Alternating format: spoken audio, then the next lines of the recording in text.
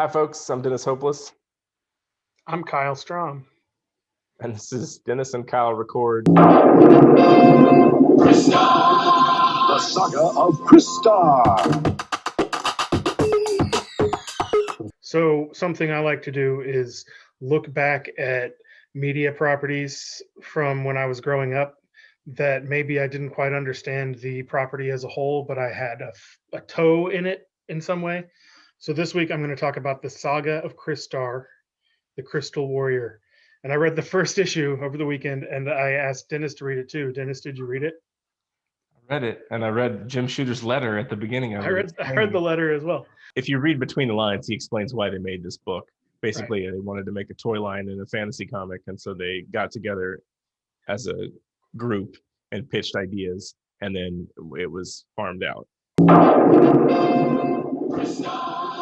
The Saga of Crystar. A fantasy world of crystal warriors, demons, and wizards. Good wizards like Ogiodi, evil wizards like Sardek, and underworld demons like Moltar. They've captured Ogiodi! Each figure with a crystal prism that makes everything look like this. So here's what Crystar is about. There are two brothers named Crystar and Moltar. They love each other. These guys love each other. They have just been in a decades-long war with the forces of chaos, and about 2 months ago they won. Their father died, and they have been chosen to be the dual kings of Crystonium, or whatever the hell their kingdom is called. It's crystal themed, as a lot of things in this book are. And the night before their coronation, a wizard appears to him. Ogiode appears, and Ogiode has spent a lot of time and energy fighting in the battle, but he's worn out, but he still wants to help these guys. Ogiode warns that the forces of chaos, which they've been fighting, are going to return. Now, the whole kingdom is pretty sure Crystar is the guy with the goods, and Moltar is just allowed to be the co-king. And Moltar doesn't think much about that. He doesn't like it.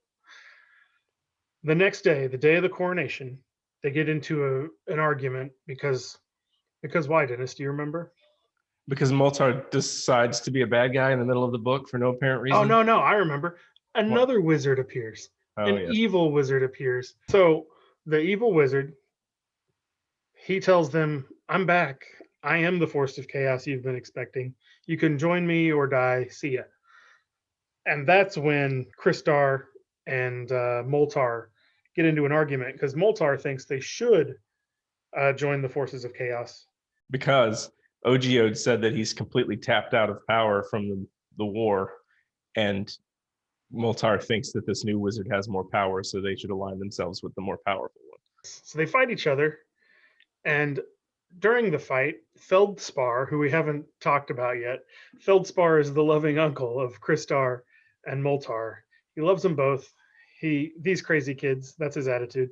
But they start to wrestle, and while they're wrestling, Moltar knocks Feldspar against the wall and thinks he killed him. He's knocked unconscious, I guess. Crystar gets really mad about this and attacks Moltar, and Moltar stabs Crystar in the side with a sword. And he really goes over the edge there in that moment.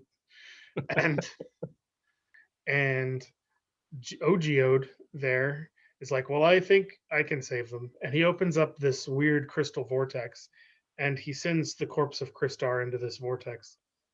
Moltar, I don't remember exactly why, but he goes off and joins up with the evil wizard. And they go under the caves into the fire, where the evil wizard offers them power, and they say, hell yeah, we want the power. So Moltar, his queen, and his loyal servants are all consumed by flame and rock, and they turn into horrible creatures, and they're very happy about it. Yeah, they don't seem to bothered at all. They really love it. Meanwhile, back at the castle, Crystar emerges from the portal, and he has now been turned into a crystal entity, a mighty and translucent warrior. And and for some reason, the rest of his healthy comrades are like, hell yeah, I want to be crystal. So they all go into this thing too. And they all emerge made of crystal, which is lucky. It's lucky they did, because Moltar and his goons have started to attack the city and kill all of the people who moments earlier were cheering for them. And so Crystar and his homies descend on crystal dragons, and an epic battle ensues. Yes. And they're able to fight off all of the molten rock people. Moltar, he and his crew go back under the rocks, and Crystar and his crew are happy with each other. But here's my favorite thing about the whole ordeal. Feldspar, the uncle, who loves both of his nephews equally, cannot decide if he should become crystal or made of rock. So he becomes half rock and half crystal. Except instead of it being split down the middle, like vertically, like it's at the waist, so his top half is crystal and his bottom half is rock. And I think, based on the toys I looked at, that's because it would be much cheaper to join the two kinds of plastic at the waist than it would be down the middle. But he looks pretty absurd. Feldspar, pretty silly looking little guy. Unlike the other characters who look fantastic. Oh, they're great. They look great. So I tried to read this through the eyes of a child who loved fantasy and was not bombarded by it like we are now. Because when we were kids, this stuff was few and far between. And I don't know. I think if I were a kid, I would have wanted to keep reading this. It felt like it was written with the eyes of a child, because all of the relationships and emotions in the book are very quickly cycled through without much explanation. Yeah, it was a lot like the 80s cartoons if they were 40 minutes and they gave a lot more time to exposition and character, because it took a long time to get to what you would have really wanted as a kid, which was the crystal people fighting rock people. I really think that the second issue probably could have been the first issue with like 6 panels of backstory to explain how we got there. Well, that backstory was probably written on the back of the cards that came with those toys. Right, exactly.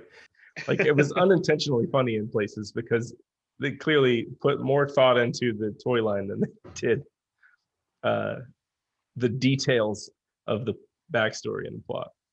They absolutely did put more thought into it, and they did a good job with all those designs. Very cool.